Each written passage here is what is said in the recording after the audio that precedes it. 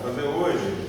Na semana passada, nós não tivemos a nossa reunião aqui. Aliás, a gente precisa de divulgar cada vez que as pessoas saberem que no Facebook, na página do Clínica com Que, sempre tem, se por acaso tiver algum problema, a gente sempre informa para as pessoas não perderem a caminhada. Não sei se vocês perderam a caminhada, não, né? Muito bem. Então é importante isso, né, Renata? A gente deixar no Clínica com Que sempre assim, por algum motivo, normalmente tem. Se não vai ter, né, a gente escreve. E também a gente tem feito esse esforço de tentar dizer o que vai acontecer, né? Qual é a questão. Eu ia propor para vocês, agora eu estava propondo para o Vitor, que talvez na semana que vem a gente possa fazer uma daquelas situações de discutir caso ou casos, né? A gente ficou combinando de fazer assim, reflexões teóricas e a gente fazer também, uma vez por mês, a gente sentar em casa. Então, para a semana que vem já fica combinado que nós vamos ter uma discussão de caso ou casos, né? Vamos fazer aí uma reflexão sobre o caso que possa... Hoje eu queria um pouco no embalo do que aconteceu em Brasília, né? O que aconteceu terça-feira passada, razão pela qual a gente não teve nossa atividade, e eu queria então propor para vocês que a gente pudesse refletir hoje, nesta questão da clínica, a gente pudesse refletir sobre aquilo que foi mote do evento lá em Brasília, que é o tema, o desafio, né? Nessa semana da consciência negra, o desafio de incluir no âmbito da RAPS, na nossa rede de atenção psicossocial, uma reflexão sobre o racismo institucional, né? Então, esse evento que aconteceu lá em Brasília foi isso, foi o lançamento desse debate que a gente espera possa ganhar, a partir dessa condição, um desenvolvimento mais, boa noite, Mariana, um desenvolvimento mais ativo, né, em torno dos trabalhos da RAPS, né? Eu não quero fazer proselitismo sobre o tema, do tema genérico, político, né? Eu gostaria que a gente pudesse aproveitar para fazer uma reflexão específica que pudesse centrar no tema do sofrimento derivado da pertença étnico-racial, né? Que é um tema específico, que eu acho que para a clínica, é um tema que a gente precisa de apreender e aprender, né? Como é que a gente faz, o que faz, né? Esse elemento não está foracuído do registro dos fazeres terapêuticos e clínicos na saúde mental, né? É um tema foracuído, um tema que está completamente, vou dizer, negligenciado, ele está foracuído mesmo, ele não existe, ele não se inscreve como um tema de preocupação. Então, eu tenho que falar 2 ou 3 coisas para a gente entrar nesse tema, para dar um contexto da reflexão sobre esse tema. Primeiro, é o tema relativo às próprias relações étnico-raciais no nosso país, no que diz respeito especificamente, né, à herança africana, né, o fato de que o Brasil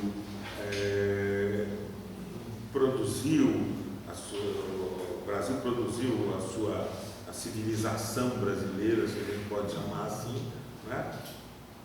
Com um componente de 300 anos de escravização de grupos africanos que foram para cá trazidos contra sua vontade em condições degradantes para servirem como um componente fundamental do sistema de exploração colonial baseado na plantation, né?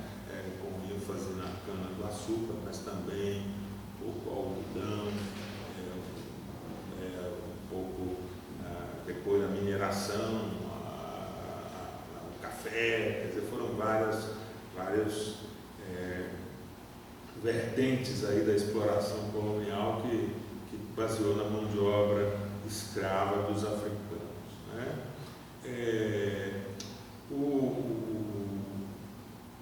O modo de relação que nós brasileiros temos, portanto, com o tema étnico-racial é um modo de relação muito peculiar, porque, de alguma forma, representa a equação singular que o Brasil formulou na construção de um projeto de nação, né? A construção do projeto de nação brasileira supôs um acerto de contas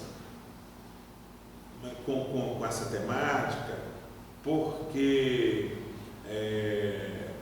um dos componentes fundamentais do projeto de nação é responder a pergunta: quem somos nós, os que somos dessa nação, né? Quem somos nós, no caso, os brasileiros? Quem somos nós, os brasileiros, né? E essa pergunta sempre foi uma pergunta embaraçosa, portanto, o projeto de nação sempre ficou a se construir, a se estabelecer, porque efetivamente o quem somos nós, os brasileiros, de alguma forma opôs grupos minoritários de uma elite europeia, minoritário, populacionalmente falando, de uma elite europeia, a uma massa de pessoas que incluía os africanos escravizados, ainda escravizados, e incluía os africanos que tinham sido escravos e que, por algum motivo, tinham sido libertos, e incluía os descendentes dos africanos que tinham sido libertos e os descendentes dos escravos nascidos na escravidão. E, obviamente, com esta composição durante 300 anos, também num processo singular, sui generis, de miscigenação do europeu que aqui estava, sobretudo o português, mas o europeu que aqui estava, num processo intenso de miscigenação, assim como tinha acontecido com a miscigenação com os povos pré-colombianos que aqui estavam, os indígenas, eu não gosto de falar indígena, né? Populações autóctonas, que diz que toda vez que você fala indígena, você está reconhecendo, você está se reivindicando do equívoco do cidadão que achou que tinha encontrado o caminho das Índias, né? Então, toda vez que você chama de índios, você está fazendo um tributo e reiterando essa ideia do equívoco europeu que assim denominou aqueles que foram aqui encontrados. Então, diz que é povos autóctonos, né? Assim como tinha acontecido com os povos autóctonos e no encontro de dois grupos dominados, que são os povos autóctonos e os mestiços dos povos autóctonos com os portugueses, os europeus, e os povos africanos e os mestiços e africanos, e produzindo então uma miscigenação sui generis. O Brasil sempre foi apontado como um país sui generis nesse sentido, porque aqui se produziu uma composição étnico-racial de fato bastante peculiar, com esses encontros, deixando claro que peculiar, não é? O grosso desse contingente populacional, fruto dessa miscigenação, marcado por uma subalternidade, por uma dominação, por uma condição subalterna, né? E com exceções, porque o estilo português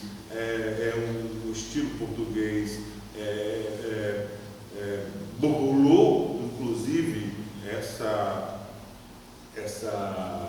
essa fronteira que separa o filho legítimo do filho bastardo, né? Fazendo com que, em várias circunstâncias, o filho bastardo viesse a ser, né, o homem forte do engenho, preterindo o filho legítimo europeu, que eventualmente um senhor de engenho tivesse. Tudo isso são peculiaridades da história que gera esse componente. Então, é isso que nos embaraça, embaraçou e até hoje embaraça, segue embaraçando toda vez que falamos nós, os brasileiros, né? Essa questão fica hoje menos, mas ela gera um certo embaraço. Nós, os brasileiros, nós temos que saber de quem estamos falando, né? O processo, o Darcy Ribeiro fala que é o processo de produção dos ninguéms, né? Um tipo humano chamado o ninguém, né? Uma multidão de ninguéms, né? Diferente dos portugueses e dos que tinham linhagem, que podiam se reivindicar de sobrenomes e tal, uma legião de ninguéms, um país de ninguéms, né? O Brasil sendo forjado como um país de alguéms, né? E uma multidão de ninguéms, né? Esse processo, para nós, ele tem a marca política de ter se resolvido do ponto de vista jurídico um pouco mais de um ano antes da solução da própria questão da herança imperial, porque nós temos a abolição da escravatura em 88, nós temos a proclamação da República em 89, né? Então nós passamos em 88 de uma condição onde o escravo está posto como não cidadão, né? E obviamente isso fazendo recair sobre sua descendência essa atribuição de desvalor, e em 88 ele passa a deixar de ser coisa e passa a ser pessoa, passa a ser incluído como pessoa, e em 89 ele passa a ser cidadão. É tudo muito rápido, né? Quer dizer assim, é tudo muito rápido, a mudança de status e os efeitos dessa mudança de status, obviamente, lá um ano, 2 anos, 10 anos, não são capazes de produzir alteração das percepções, sensações, sentimentos, afetos, emoções, sensibilidades no julgamento valorativo dos que aqui estavam todos amontoados, não é? Isso também gera, posteriormente, fazendo um salto aí só para a gente chegar no assunto, que somente com Vargas que esses ninguéms vão conseguir, de alguma forma, um estatuto, parte desses ninguéms, né, vai ganhar um estatuto de dignidade com a famosa carteira de trabalho, a consolidação das leis trabalhistas, e porque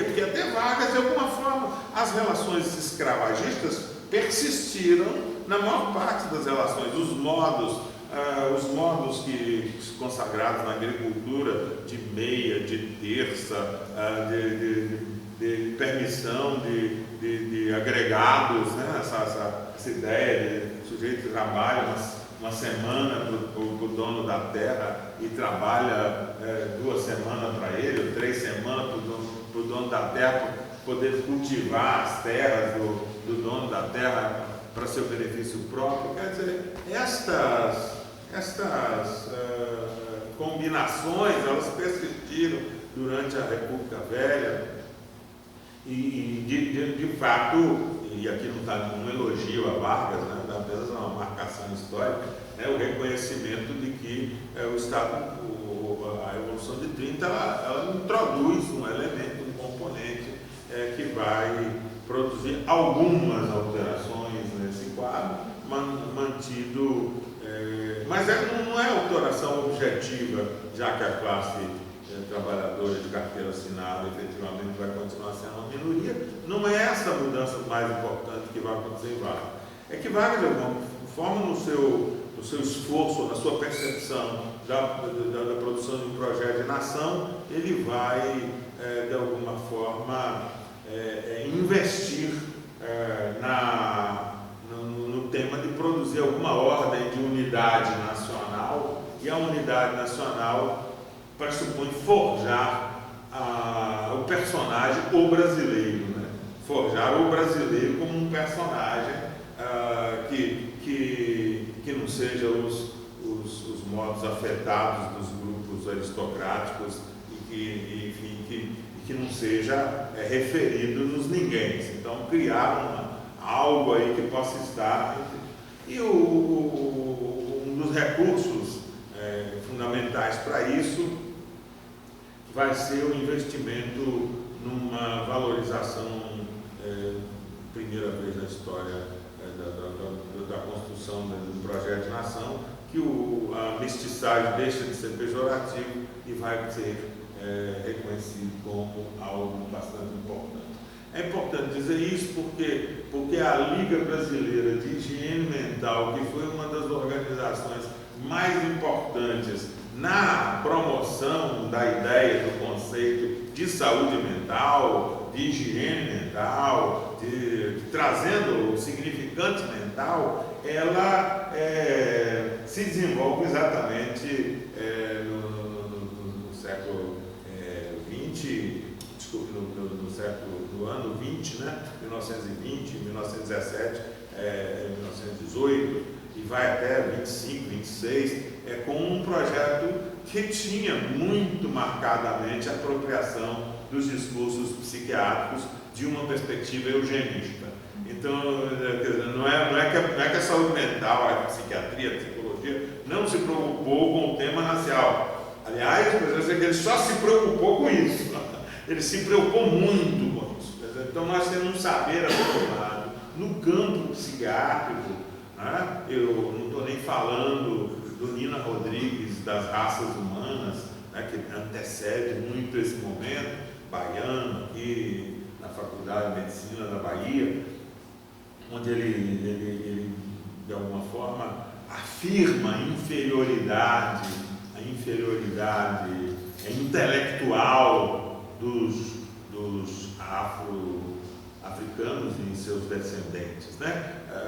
Quer dizer assim, tem uma história, tem uma trajetória onde os saberes psiquiátricos, psicológicos, Tonina Rodrigues psicológico, Tonina Rodrigues também psiquiátrico, depois através do tema da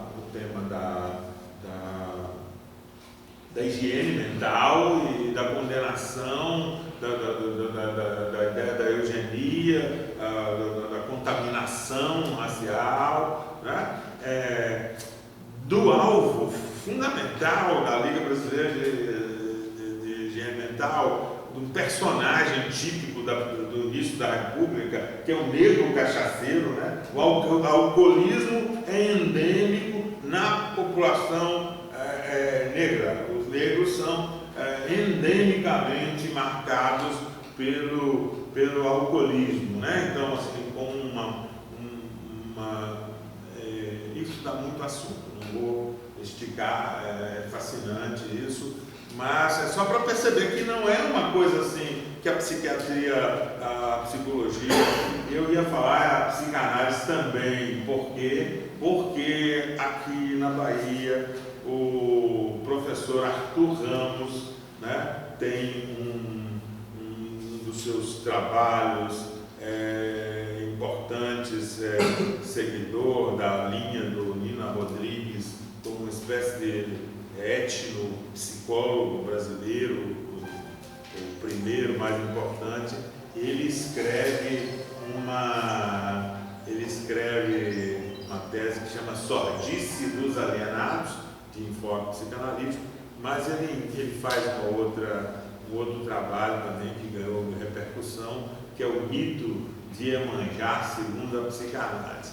Então, só para deixar bem claro que no Brasil a psicanálise da época, né, que esteve sendo formulada, ela também flertou com o tema étnico-racial, e um grande objeto de interesse fascínio, né, é o tema da possessão.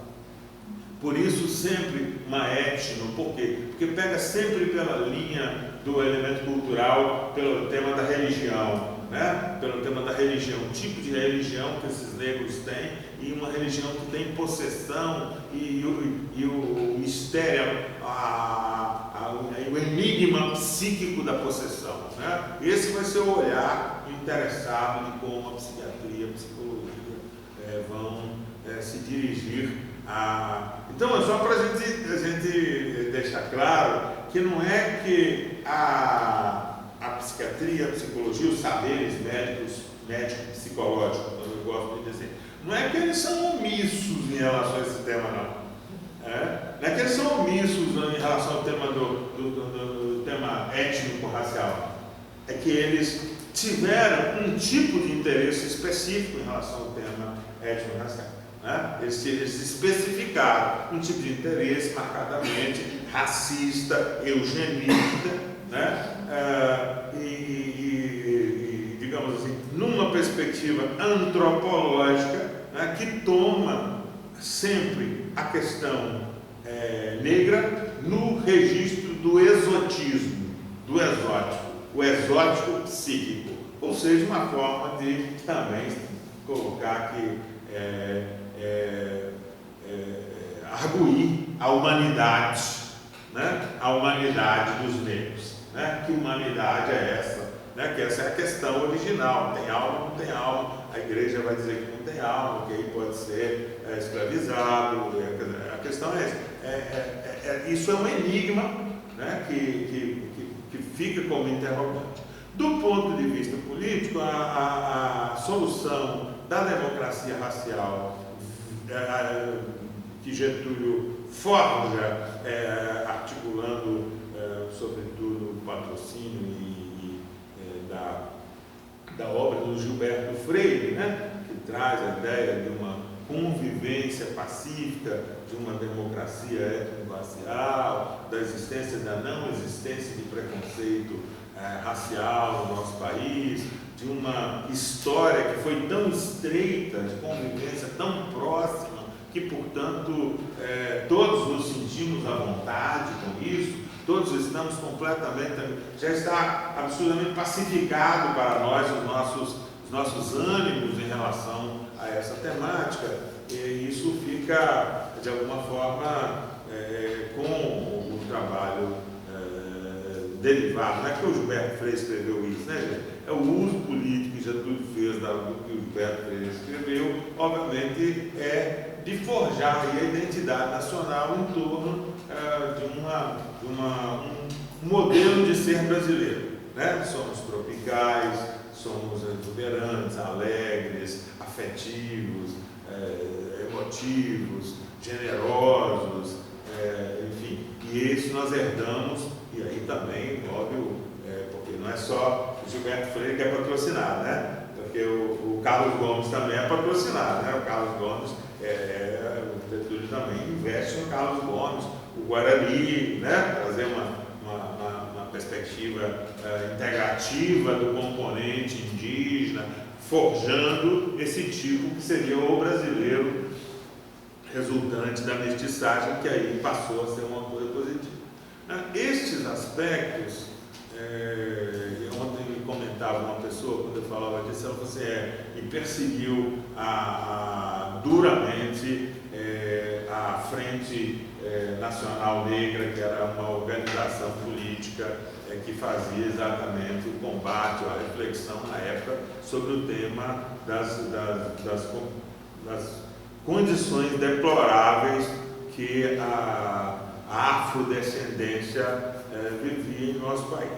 Então, quer dizer, a democracia racial, vindo da democracia racial, ela obviamente é uma teoria para caber mestiço, para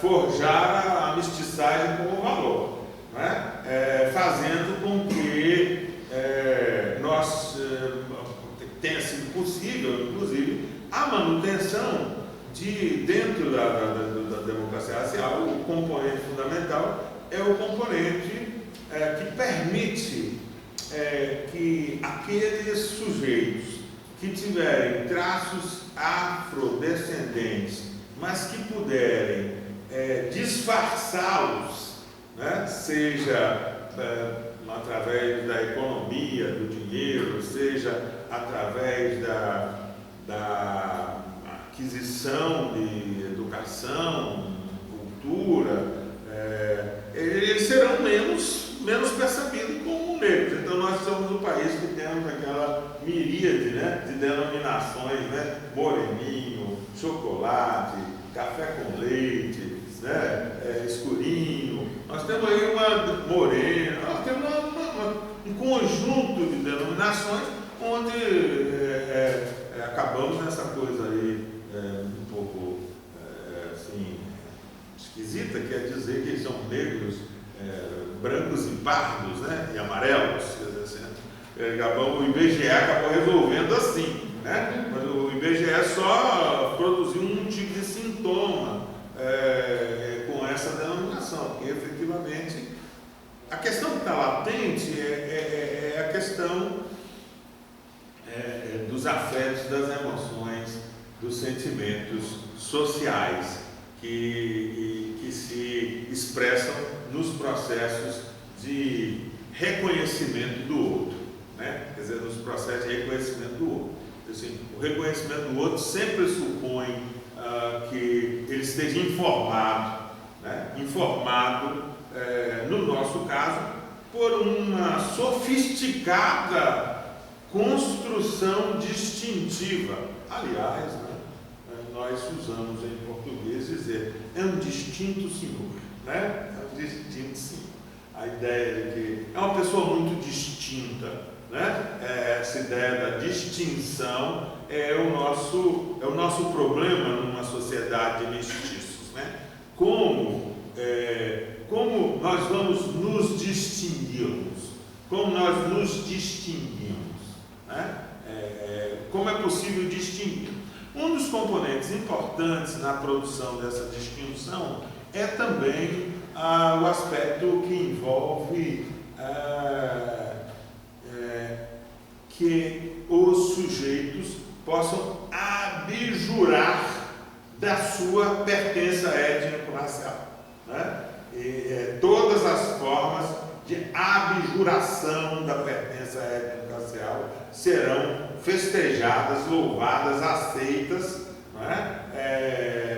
Abjurar, né? Como se faz assim numa fé, né? Eu me declaro católico e tal, assim, abjuro minhas relações com a feitiçaria, né? Aí hoje as igrejas evangélicas produzindo midiaticamente na televisão, né? Sessões e sessões discursivas do sujeito abjurando sua herança africana, né? Quer dizer, um dos recursos importantes para o branqueamento é abjurar a herança africana, né? Quer dizer assim, perceber essa herança, o quanto que ela pode assumir essa herança, pode ser problemático para a sua vida. O quanto que quando você assume essa herança, você está fazendo uma opção.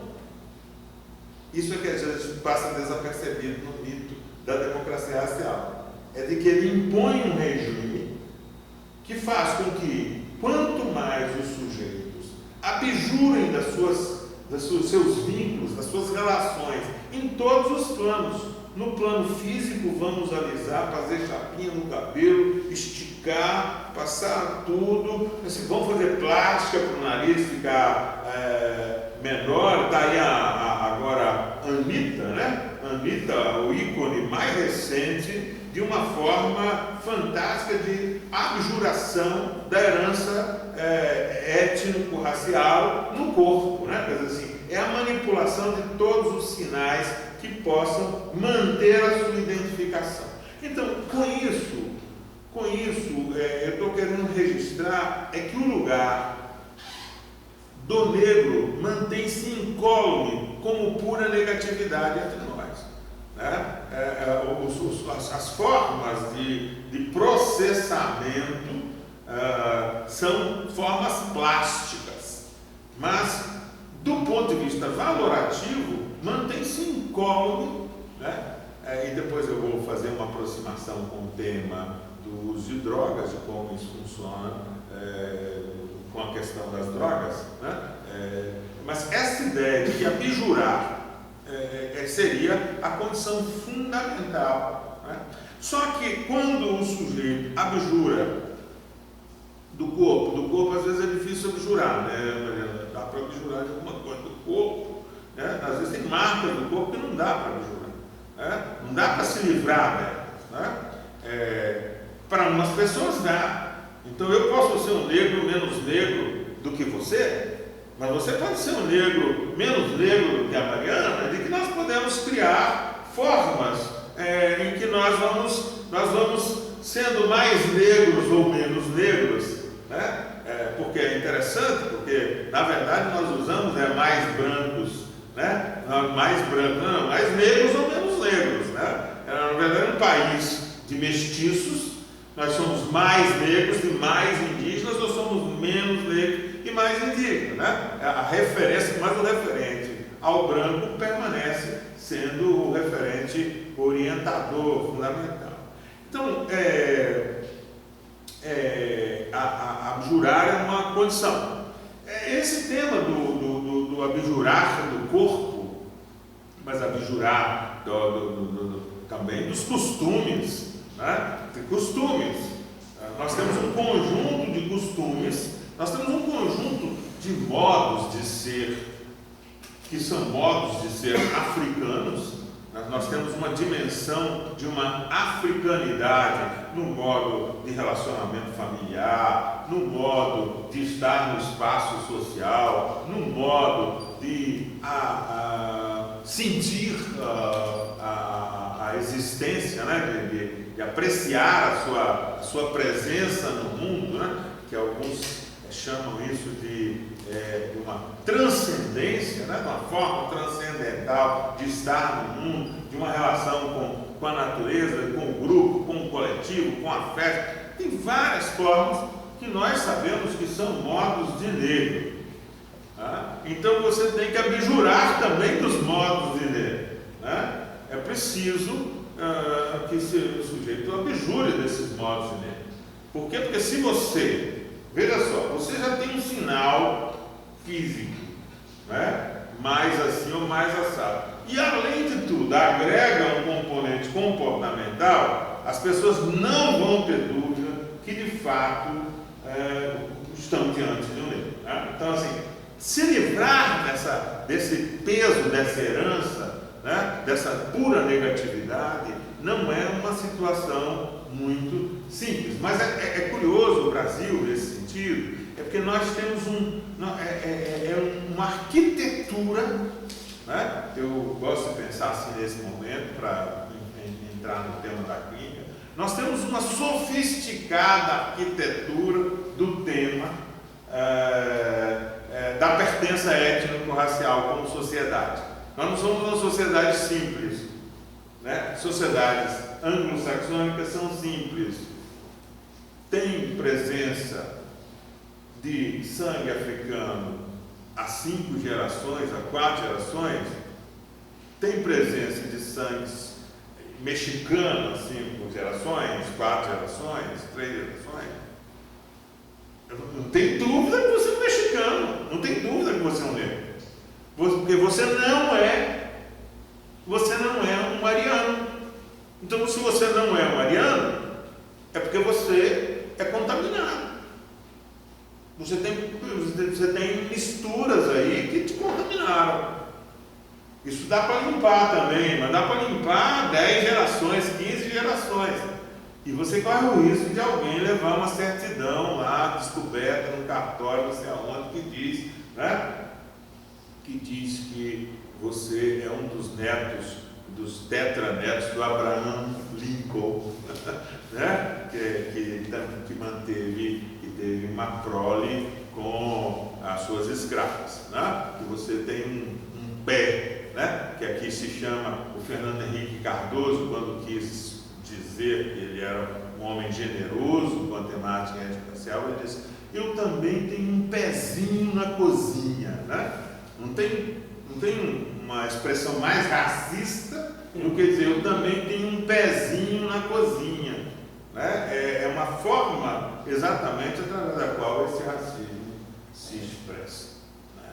Então, gente, isso nos traz uma questão nesse momento. Esta reflexão que estou falando aqui é uma reflexão de uma forma ainda excêntrica na sociedade brasileira. Não faz parte dos modos cotidianos de refletir sobre essa temática. Não habita os nossos espaços institucionais, os nossos espaços relacionais, as nossas conversas. Isso não faz parte. Isso está proscrito das nossas reflexões. Então, talvez o primeiro problema seja esse. O primeiro problema é que hoje nós temos uma rede de atenção psicossocial que mantém-se numa relação de radical alienação em relação a essa complexa arquitetura, que obviamente não sou especialista, estou aqui fazendo clínica geral, né, digamos assim, que só funciona quando o especialista não está presente, né? Fazendo clínica geral é isso, fazendo clínica geral não, dá para juntar um pedaço aqui, um pedaço ali e articular um horizonte inteligível que possa traduzir aqui nessa conversa para vocês a dimensão do problema. A dimensão do problema é a dimensão da experiência humana de parte da nossa população, né? Quer dizer assim, nós não sabemos tratar de parte desta experiência tão pregnante na maior parte da nossa população. Nós não sabemos nem falar sobre isso, nós estamos num pré-estágio, né? As condições para se falar sobre isso são condições, não sei se vocês estão sentindo, é tenso. Entendeu?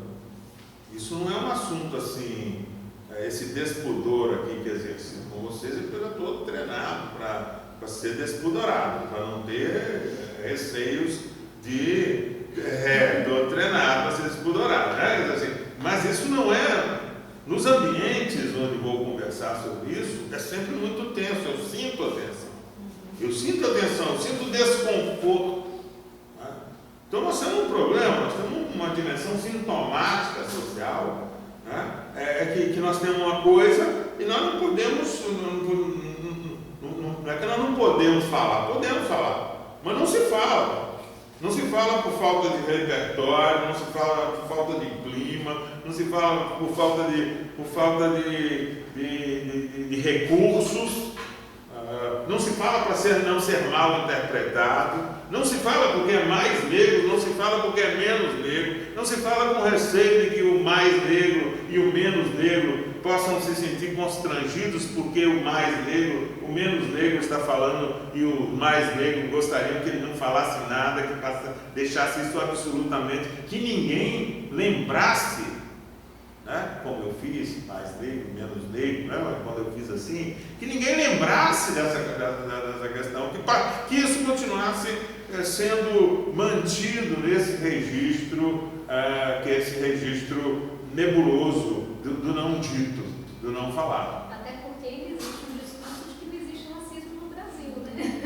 Então, falar de racismo é desvelar isso, é dizer que existe racismo no país, né? Então, mas eu talvez esteja querendo tirar o ismo do racismo, porque eu acho que existe racismo no Brasil, mas talvez eu esteja querendo tirar o ismo nesse momento, porque o ismo pode trazer a ideia de uma atribuição onde todos os atores dominam as intencionalidades.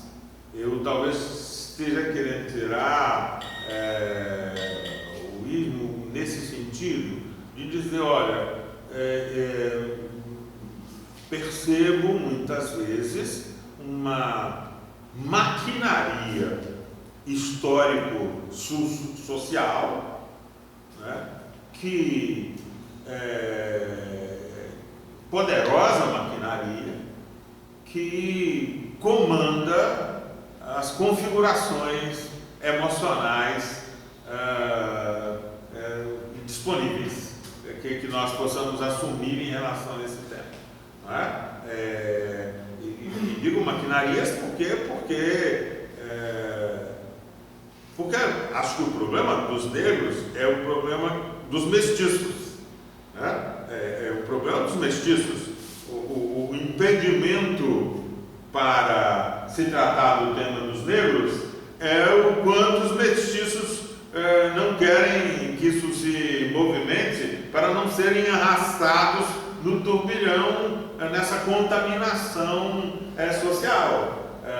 De que as pessoas comecem a olhar assim, procurando encontrar e ver as marcas e comecem a perguntar pelas genealogias, né? Quer dizer assim, porque é possível abjurar, estou usando essa expressão, né? É possível abjurar de si, é possível abjurar da sua pertença, mantê-la alienada e, se ela vier à tona, abjurar. Mas dizer que isso não sei de quem é isso, não fui eu, não tenho nada com isso. Não é possível se desvestir dessa situação. Obviamente, para alguns sujeitos, para uma grande parte dos sujeitos, para os sujeitos que ficam exatamente no meio do caminho, né? Para os negroides brasileiros, né? Então, nós temos um problema. Nós temos um problema que é o problema dos negroides, né? Os negroides não suportam a possibilidade de que seja evidenciado, né, que esta condição mestiça, e eu estou dizendo, é interessante, as pessoas não têm tanto essa bronca em ter mestiçagem com indígena. As pessoas até dizem, minha avó era índia, no Acre tem, talvez lá no Pará, né? Eu me lembro quando o prefeito lá, o Edmilson, trouxe aquele negócio da cabanagem, somos todos cabanos, a sociedade paraense reagiu um pouco mal, assim, porque ninguém quer ter essa pertença. Talvez, Vitor, nós tenhamos eliminado esse problema da seguinte maneira: nós temos 205 milhões de habitantes e nós temos 900 mil sujeitos identificados como indígenas. Talvez o extermínio físico tenha feito que essas memórias se mantenham, mas a questão pregnante na sociedade brasileira seja a questão negra. Seja a questão negra por quê? Porque 53% se autodeclara, tem se autodeclarado como negros e pardos. Né? Então, talvez a questão pregnante é por que está aumentando a autodeclaração? Porque precisa ter ambiente para ter a autodeclaração aumentar, é preciso ter ambiente, porque o ambiente da discussão étnico-racial melhorou. Tanto que é possível trazer esse tema aqui como uma reflexão da arte. Mas eu quero passar disso para o nosso ponto, que é o ponto sobre esta construção complexa da pertença étnico-racial ou da não pertença étnico-racial, né? Mais é a construção da não pertença do que da pertença, e às vezes construção da pertença também, né? Esse tema da construção da pertença, ele não é um tema simples, e ele é um tema, portanto, que responde por um volume de experiências de sofrimento psíquico entre nós na sociedade brasileira. Né? Quer dizer assim, é isso que nos concerne nessa conversa da clínica. Né? Nos concerne nessa conversa da clínica é dizer, olha, é muito sofrimento que passa por debaixo desta ponte. Né? É um caudal de sofrimentos não investigados, sofrimentos não catalogados, não etiquetados, sofrimentos não nomeados, sofrimentos não recenseados, sofrimentos não escutados, sofrimentos, enfim, tem um tema de um sofrimento que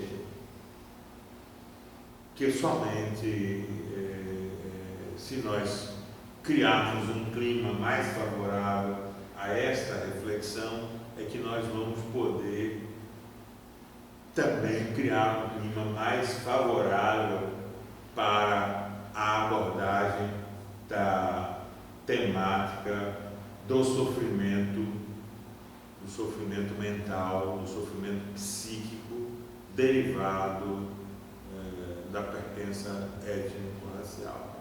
Né? No ano passado eu desenvolvi um experimentozinho inicial nessa área que tinha como evocação a ideia sofro porque sou negro. Que fique bem claro de que nem todos os negros sofrem porque são negros.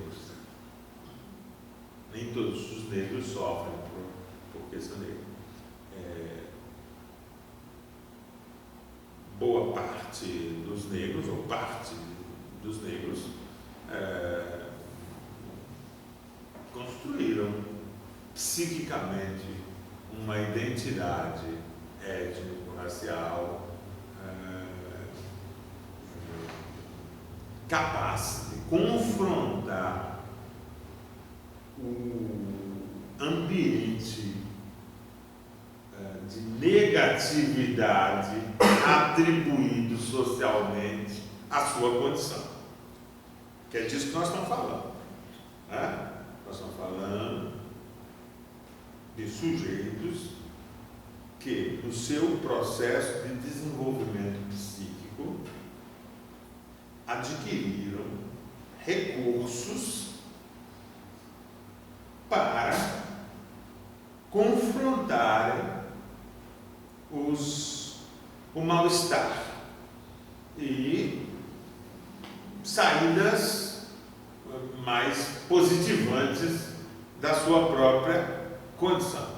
Mas são sujeitos que foram para o embate político, de alguma forma? Porque eu acho que, assim, quando eu tento perceber assim, né, eu percebo que me parece que são pessoas que partiram mais para esse espaço mais da discussão, foram para o embate político de alguma forma, foram disputar sentidos, significados, né? Eu tenho uma outra questão aqui, quando eu uso isso, que é algo muito próprio do psicólogo, né? Quando tem coisas do tipo, sofro porque sou negro, imediatamente algum psicólogo vai falar, os brancos também sofrem. Né? Ou sofro porque sou pobre, e alguém imediatamente vai falar, os burgueses e ricos também sofrem. Coisas que eu ouço desde o meu período de formação, quando a gente coloca essa questão sócio-histórica em pauta para discutir a psicologia. E muitas vezes com argumentações teóricas, né? Assim, que o estranho sempre vai existir, aí coloca aqueles termos bem genéricos, que é uma maneira que o negro é estranho para o branco e o branco é estranho para o negro, e aí começa a dourar uma teoria de que termina não revelando esses aspectos que você está trazendo. Eu acho que esse é o primeiro desconforto em ser psicólogo e falar sobre o assunto. Entende? Assim, quando você fala, quais recursos teóricos que nós temos para falar sobre isso? E quando tentamos falar sobre isso, normalmente cai nesse lugar. Né? E aí, não sei, se eu queria ouvir um pouquinho. Assim. Então, foi ótimo.